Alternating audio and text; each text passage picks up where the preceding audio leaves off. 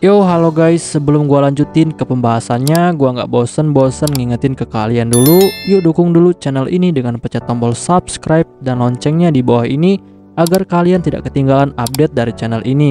Dan juga like dan share ke kawan-kawan kalian biar di channel ini semakin dikenal banyak orang.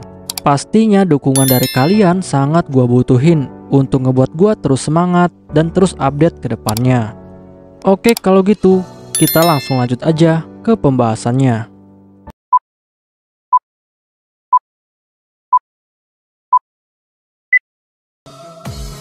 Yo, halo guys, di video gue kali ini gue bakal ngebahas light novel Mau sama Retri volume ke-7 chapter ke-14.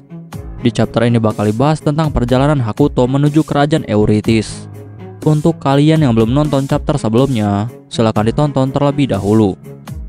Setelah Hakuto selesai melakukan pemanggilan kepada Ren Miyauji, saat ini Hakuto langsung mengajak Ren menuju kerajaan Eurytis untuk melakukan misi mereka yang selanjutnya.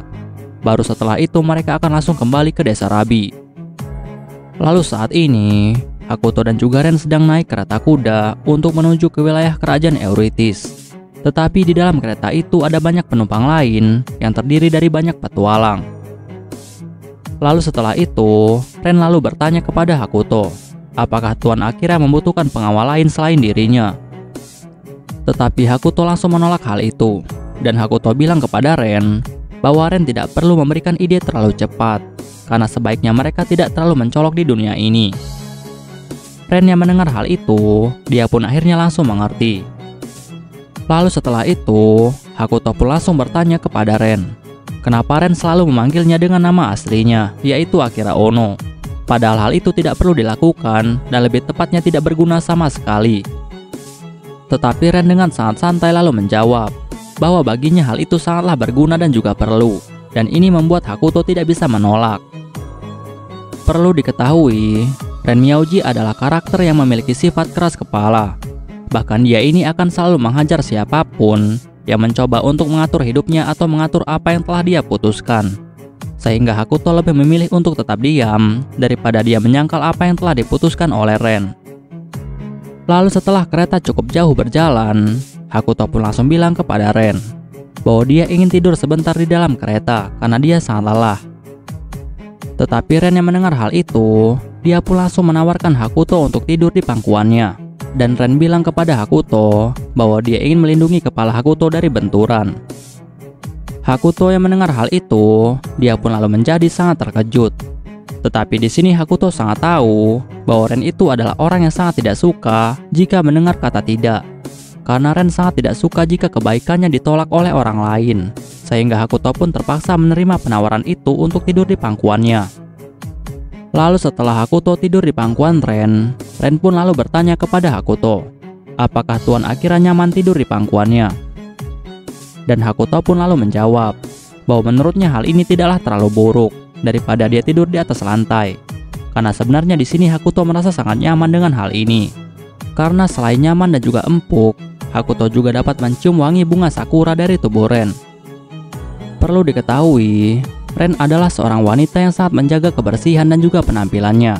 Bahkan dia sangat suka memakai parfum yang wanginya identik dengan bunga sakura. Bahkan armor khusus miliknya, yaitu baju armor tarian sakura, armor ini juga memiliki bau khusus bunga sakura. Lalu setelah itu, Ren pun lalu mulai membelai rambut Hakuto dengan sangat lembut, bahkan sesekali memegang pipi Hakuto. Tetapi saat Hakuto sudah hampir terlelap di dalam kenyamanan itu, tiba-tiba ada orang yang mengetuk jendela kereta, dan hal ini membuat Hakuto sangat kesal. Lalu setelah itu, Hakuto pun langsung membuka jendela itu untuk melihat siapakah orang yang telah mengetuk jendelanya. Tetapi tiba-tiba setelah jendela terbuka, akhirnya muncullah wajah seorang petualang muda. Dan petualang muda itu langsung bilang kepada Hakuto bahwa baju yang dipakai oleh Hakuto itu sangatlah aneh dan juga itu menarik perhatiannya. Dan apakah Hakuto itu berasal dari ibu kota? Hakuto yang mendengar hal itu, dia pun tidak mau menjawabnya. Dan malahan Hakuto langsung bertanya kepada orang itu apa yang dia inginkan. Lalu petualang muda itu bilang kepada Hakuto bahwa dia hanya ingin menawarkan sebuah informasi penting tentang kerajaan Eurytis. Karena jika siapapun yang ingin berbisnis di kerajaan Eurytis, maka informasi yang dia miliki ini sangatlah penting dan akan sangat membantu. Dan jika ada orang yang tidak memiliki banyak informasi tentang kerajaan Eurytis, maka orang itu pasti akan sangat kesulitan di kerajaan Eurytis. Hakuto yang mendengar hal itu, dia pun akhirnya langsung memberikan 1 koin perak kepada petualang muda itu untuk mendapatkan informasi yang telah dia tawarkan. Karena di sini Hakuto sangat menyadari jika sebuah informasi itu sangatlah penting.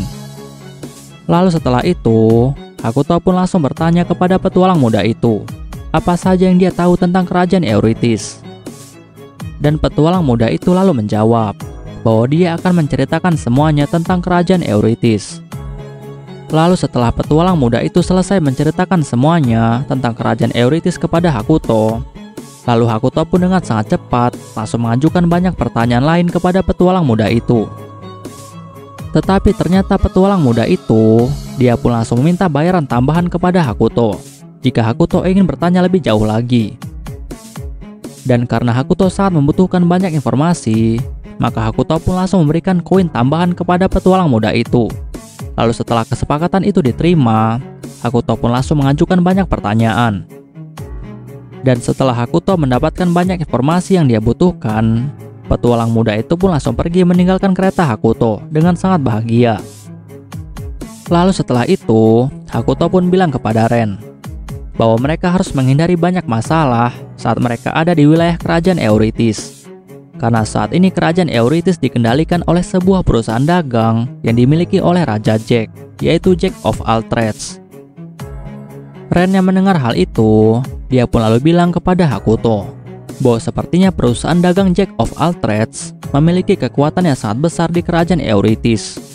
Dan menurutnya mereka ini telah membayar pemerintah dan juga militer di sana. Dan mereka ini hampir sama dengan mafia. Hakuto yang mendengar hal itu, dia pun akhirnya langsung berpikir. Hakuto berpikir bahwa sebelumnya Tahara pernah memberitahunya jika perusahaan Jack of all Trades adalah pelaku utama yang telah mencuri barang rampasan mereka. Tetapi sebenarnya di sini Hakuto tidak memiliki minat dengan semua harta rampasan itu. Dan karena dia tidak bisa membuat Tahara curiga, dia pun akhirnya terpaksa ikut ke dalam rencana dari Tahara. Lalu setelah itu, Hakuto bilang kepada Ren bahwa sebenarnya tujuan dia datang ke wilayah kerajaan Eurytis adalah karena dia ingin mendapatkan item yang bisa digunakan untuk bisa menangkal serangan sihir. Karena itulah sebaiknya mereka tidak perlu terlibat dengan orang-orang keji yang ada di kerajaan Eurytis. Tetapi Ren yang mendengar hal itu, dia pun tidak memberikan respon sama sekali, seolah-olah dia tidak peduli dengan apa yang akan mereka lakukan. Bahkan saat ini dia hanya fokus untuk membelai kepala Hakuto. Sedangkan kereta mereka saat ini terus berjalan menuju ke wilayah kerajaan Eurytis, di mana kerajaan itu sangat terkenal sebagai kerajaan yang paling berbahaya di wilayah utara. Bahkan di bawah perlindungan perusahaan dagang Jack of all Trades, para penjahat dengan sangat leluasa melakukan kejahatan mereka di mana-mana. Dan orang-orang yang ada di bangsa utara menganggap jika kerajaan Eurytis adalah wilayah yang bebas akan hukum, karena yang kuat akan berkuasa, sedangkan yang lemah akan ditindas. Tetapi saat ini kerajaan Eurytis tidak akan pernah menduga jika sebentar lagi mereka akan kedatangan 2 orang yang sangat kuat yang akan membawa bencana untuk mereka semua. Dan kedua orang ini dikenal di dunia lamanya sebagai 2 bos terakhir. Di sisi lainnya, di gerbang perbatasan kerajaan Eurytis, saat ini di depan pintu gerbang perbatasan telah dipenuhi oleh para pedagang, petualang dan juga penjaga. Bahkan beberapa dari mereka terlihat sangat santai di waktu siang hari. Lalu setelah itu salah satu penjaga yang bernama Eize, dia pun lalu ditanyai oleh rekannya, apakah hari ini perbatasan mengalami kemacetan lagi. Dan Eize pun lalu menjawab bahwa beberapa hari ini telah terjadi banyak keributan di gerbang perbatasan, sehingga hal itu membuat jalur perbatasan menjadi sangat macet. Bahkan yang lebih membuatnya sangat prihatin adalah karena di antara mereka ini banyak sekali para pengungsi yang berasal dari Edogawa dan juga kerajaan Tsuneo. Tetapi rekannya itu lalu bilang kepada Eize, apakah para pengungsi ini berpikir jika kerajaan Eurytis adalah tempat yang baik, padahal mereka saja tidak tahu apakah mereka ini baik ataupun buruk. Eize mendengar hal itu, dia pun lalu bilang kepada rekannya itu bahwa menurutnya kerajaan Eurytis adalah kerajaan yang paling buruk. Bahkan di sini dia juga merasakan firasat jika sebentar lagi kerajaan Eurytis akan mengalami bencana. Tetapi rekan Eze yang melihat kemacetan itu semakin panjang, dia pun lalu bertanya kepada Eze, apakah ada masalah besar yang telah terjadi? Dan Eze pun lalu menjawab bahwa kemacetan ini disebabkan karena banyaknya kereta kargo yang masuk melewati gerbang perbatasan. Dan kereta kargo ini mengangkut harta rampasan yang telah diambil dari uskup kerajaan Sardom oleh perusahaan dagang Jack of all Trades. Dan semua barang ini mereka angkut dari kerajaan Suneo yang saat ini sedang mengalami kerusakan parah.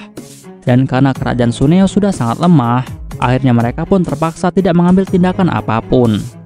Dan sebenarnya semua harta rampasan ini harusnya menjadi hak dari orang yang telah mengatasi masalah di kerajaan Suneo dan juga Republik Edogawa. Rekan Eze yang mendengar hal itu, dia pun lalu bertanya kepada Eze, kenapa orang yang telah mengatasi masalah di Edogawa dan juga Suneo, kenapa orang itu tidak mengambil harta rampasan ini?